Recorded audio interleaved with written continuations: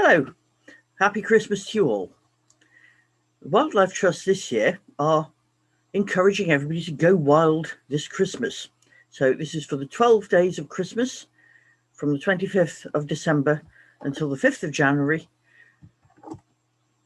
We're giving you a midwinter nature challenge. So all those weird days between Christmas and New Year, instead of sitting by the fire and eating mince pies, we want you to go out and do one wild thing every day. It doesn't have to take very long.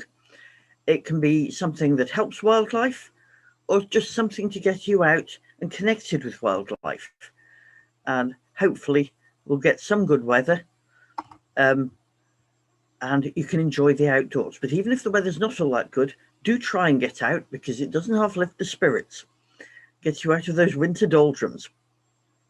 So you can sign up for this if you go on the Shropshire Wildlife Trust website and to get involved, and down at the bottom of the little panel that pops up, there's 12 days wild. And if you click on that, it'll allow you to sign up for it. And then you'll get all sorts of fantastic ideas for things you can do.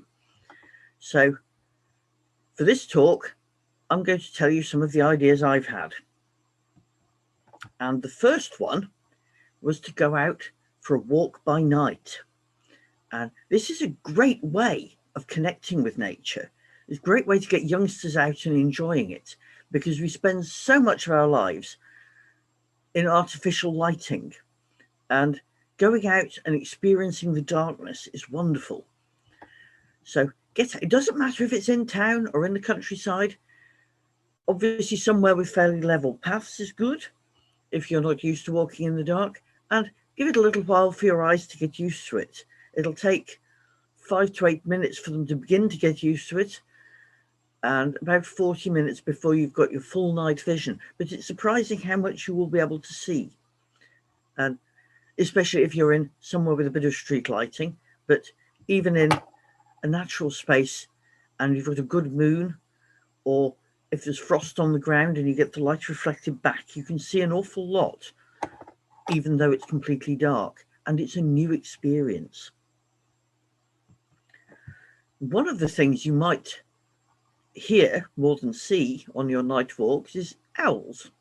And of course, the tawny owls are highly territorial. They need to be, so they know their territory well enough to fly around in the dark, and they'll be out and about and defending their territories, because all the young ones from this year will be looking for somewhere to hold their territory, and the older birds will be defending their territories against them. So go out there and see if you can hear some. The to-wit to-woo is the traditional way of putting owl calls. Actually, there are 2 calls. There's the hoo-hoo one and the ee one. So 2 different calls from 2 different owls. So it's not an owl going to-wit to-woo. It's this sort of thing.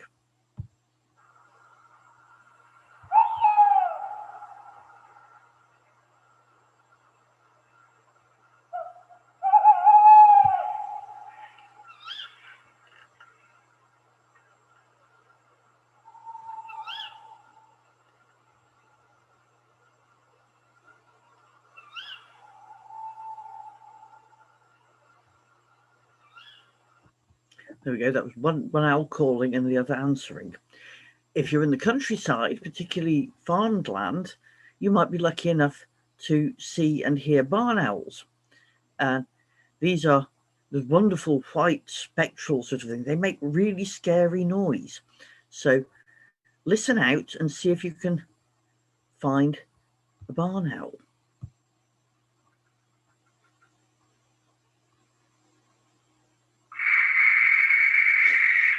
It's quite alarming, isn't it?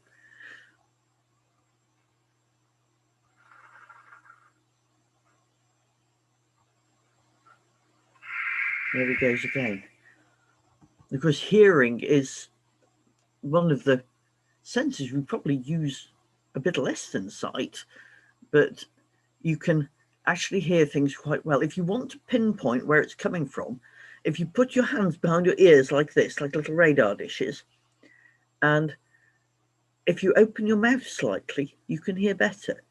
I'm not quite sure why, but apparently you do. So make yourself look an idiot and go, listening to your owls.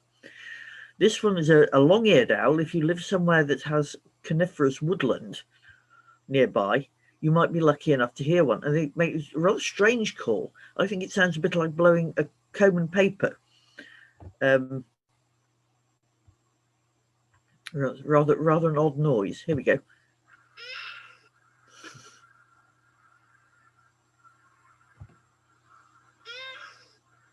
You'd hardly think that was an owl at all, would you?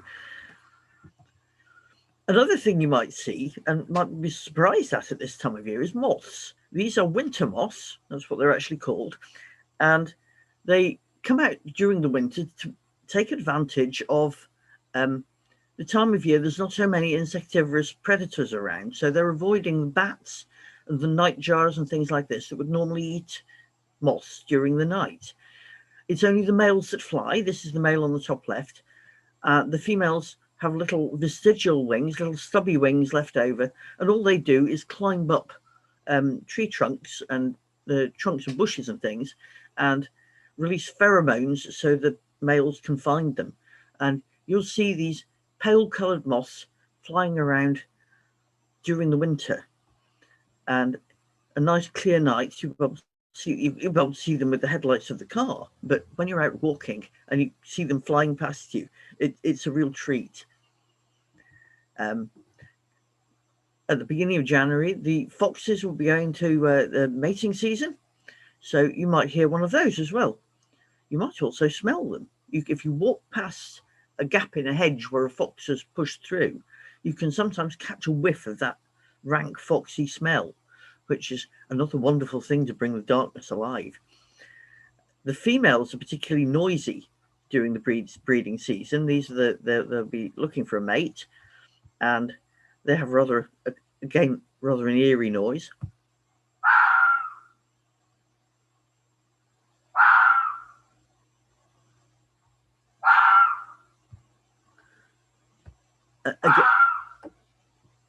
Again, you'll hear those even in towns, graveyards, parks, places like this, and the male answers with a sort of hup, hup, hup bark.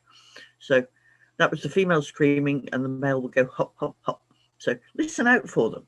Watch out for them. In towns, you might easily see them walking around. They're much shyer in the countryside. Here's another idea. This is bird behaviour bingo. This will be available to download off the Shropshire Wildlife Trust website. And it's a way to get your youngsters looking at what the birds are doing. Bird behaviour, even in your own garden, is very varied, and it's a great way of adding to your identification skills. These are just some ideas. There's lots more things birds do. Obviously, there's perching, walking. The cormorant down here on the bottom left is drying his feathers. We've got a bird wading. They could be hopping, perching, running, whatever. And you can adjust the game to wherever you are. So if you've gone somewhere like the Mere at Ellesmere, you could play duck bingo and have one dabbling, swimming, preening, perching. There's a whole range of things that birds do, and this will get you looking at them just a little bit more carefully and getting your young ones looking at them a bit more carefully. What is that bird doing? Why is it doing that? So this is a way to connect better with what they're doing. It's not just there's a blackbird, there's a starling. It's what is it doing? Very interesting behaviour birds have. Fantastic things. Here's another idea. This is another one you can download off our website. And this is a wild winter treasure hunt.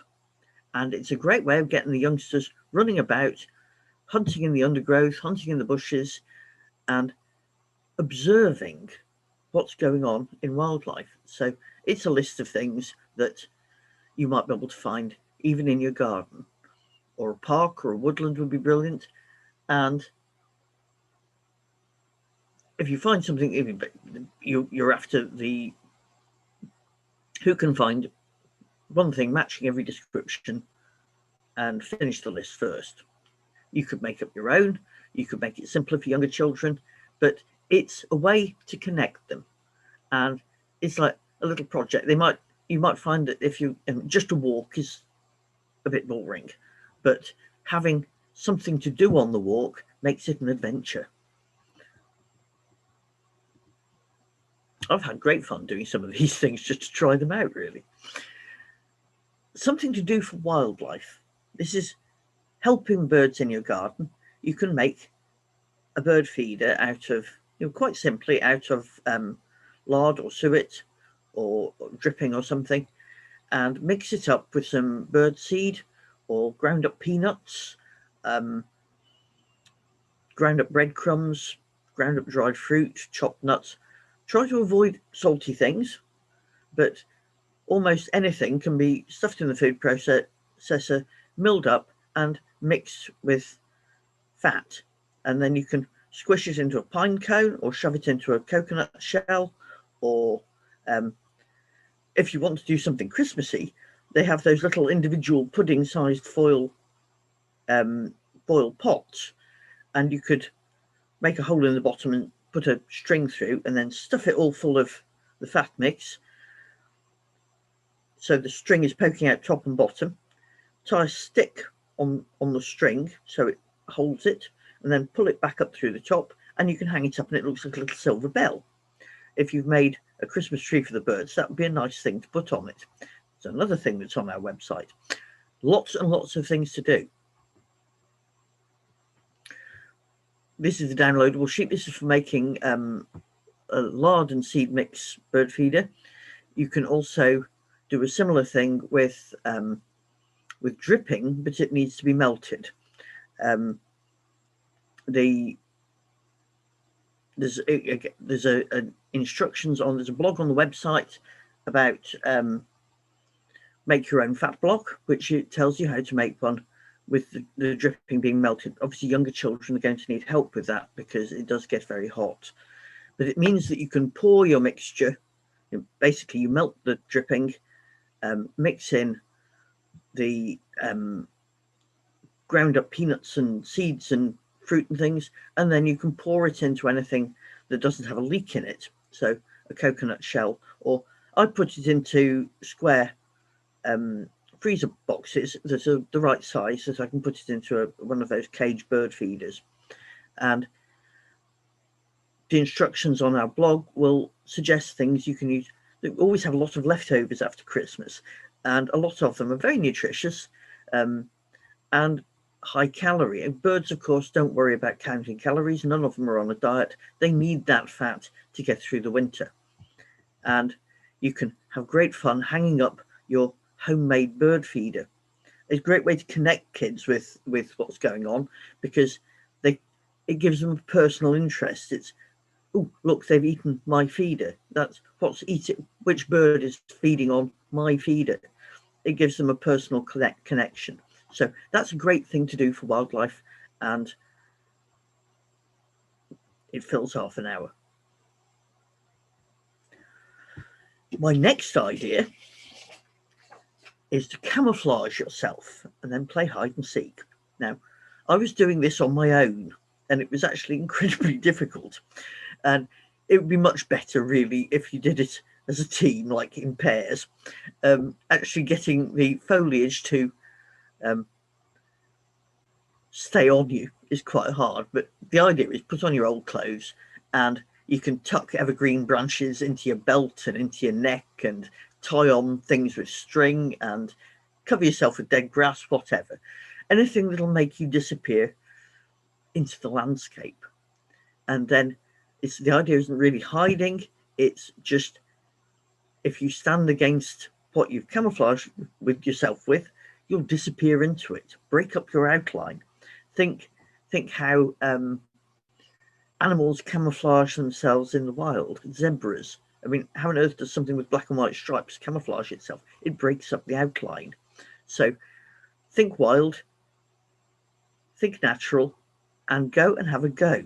But don't do what I did, and do get somebody else to help you, because tying the bits of string on is really hard. It's a lot of fun, though. We might not get snow or anything, but we're sure to get rain. So how about going out and having a best puddle challenge? Put your wellies on, find the biggest, best puddle to jump in, and you can make a competition. Who can get wettest? Who can jump in the most puddles without getting wet? There's actually a national puddle jumping competition, which is held annually in Northamptonshire and attracts entrants from all over the UK. And they have special championship standard puddles, and judges give scores based on the height of the jump, enthusiasm, and stickability, which is the amount of mud that remains on each competitor. And I bet you can't get as muddy as this. Have a go. Even grown-ups, please have a go, because it's great fun. Something to do indoors if it's wet. We might not get fine weather. It might be a wet day. You still want to do something wild. So this is a hunt for wildlife in your house. And see what creatures have made their home in your home. So spiders are obviously, this is a rather handsome house spider. You could find silverfish, usually in a damp place, perhaps under the sink or in the bathroom. You might find hibernating ladybirds. You might find hibernating butterflies, especially if it's a nice warm day. They might come out of hibernation and start flying around the windows. You could put a little sugar water to give them a bit of something to eat before they go back to sleep again. But they'll be quite dozy and will appreciate a bit of help. It happens quite often because at Christmas maybe we have guests, so you've got heating on in rooms like your spare room that maybe you didn't have heating on before, and it'll wake them up. So they might be quite an easy thing to find. But you can have it. I mean, have a look under the stairs or in the attic, all those forgotten corners, and you'd be surprised how much is actually sharing your home with you. Not usually a bad thing. And certainly ladybirds and butterflies and things, I wouldn't worry about them at all. It's just great fun to see them in the house. A creative thing to do. This is making a wild picture. So collect some natural materials, bits of art, bark maybe, dead leaves, seed heads, pebbles, gravel, sand, feathers, bits of bone, whatever you can find. The only limit is your imagination. Use PVA or latex glue, and you can fix your collage onto a piece of stiff cardboard, like something from the bottom of a large cardboard box or something fairly stiff.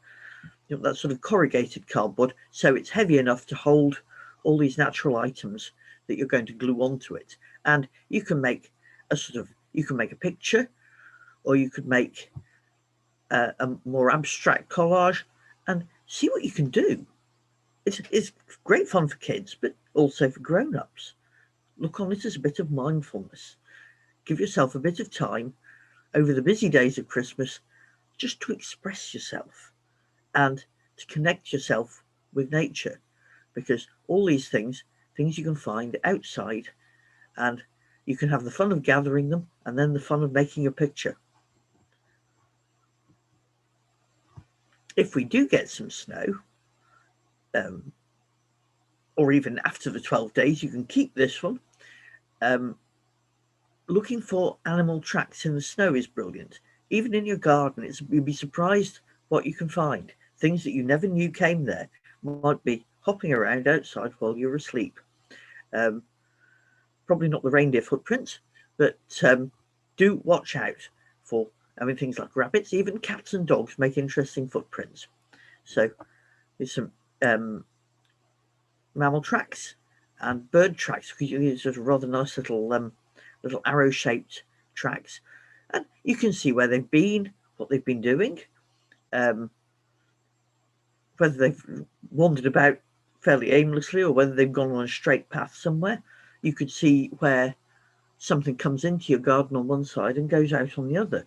So lots and lots of fun to be had with tracking mammals and birds, of course.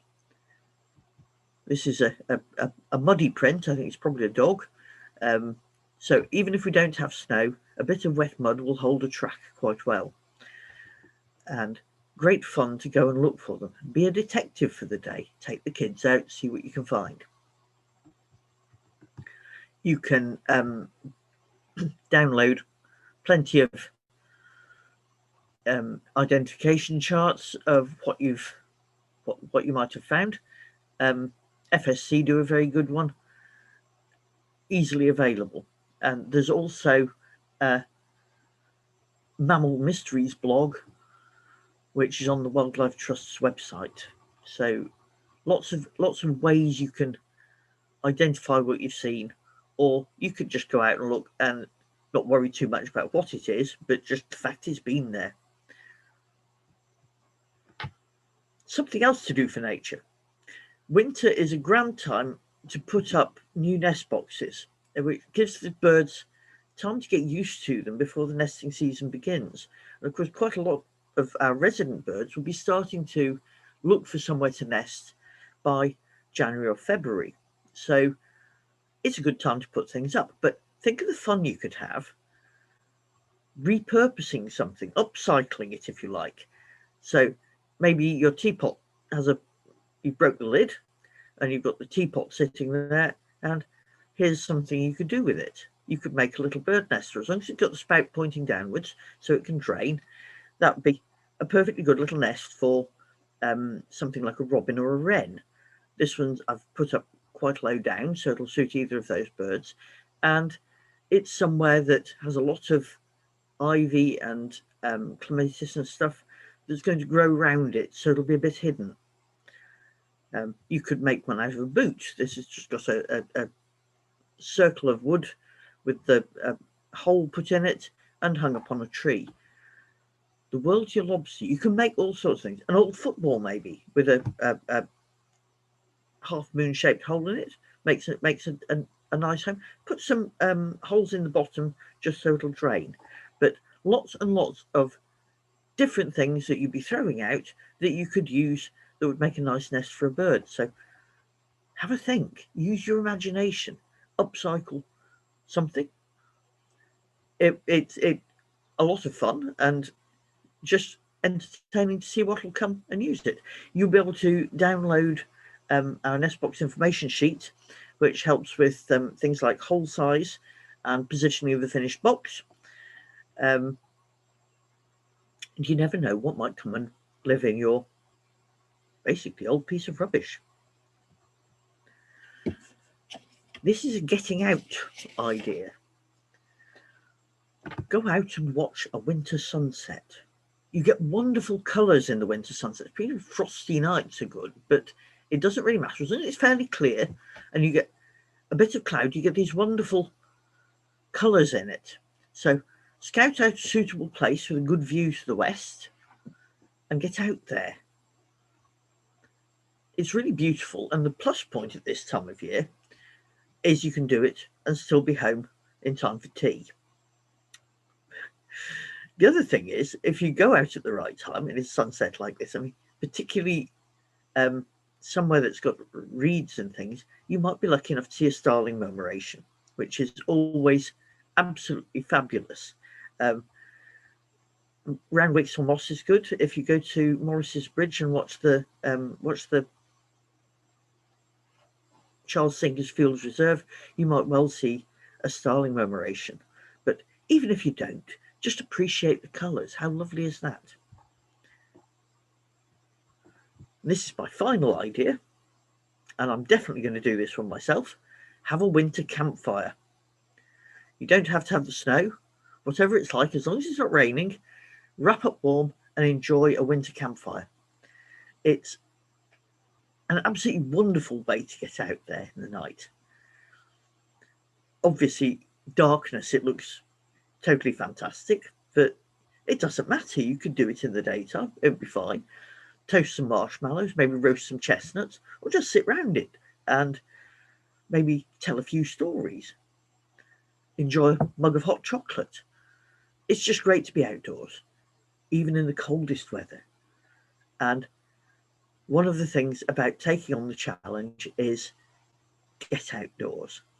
Get outdoors and really feel the winter. We spend too much time swaddled up, protected against the winter, but go out and appreciate it. Go out and become part of winter. Put on your warmest mittens, put on that nice scarf, and go and enjoy it. But another really wild thing you could do, if you want to be completely profligate, is make a real difference and join Shropshire Wildlife Trust. You can have family membership for a month for the same price as a dozen mince pies from Marks and Spencer's, and it's much better for you, and it's much better for the wildlife too. So treat yourself to a late Christmas present and join up. Help us enjoy wildlife all year round, forever. Thank you very much.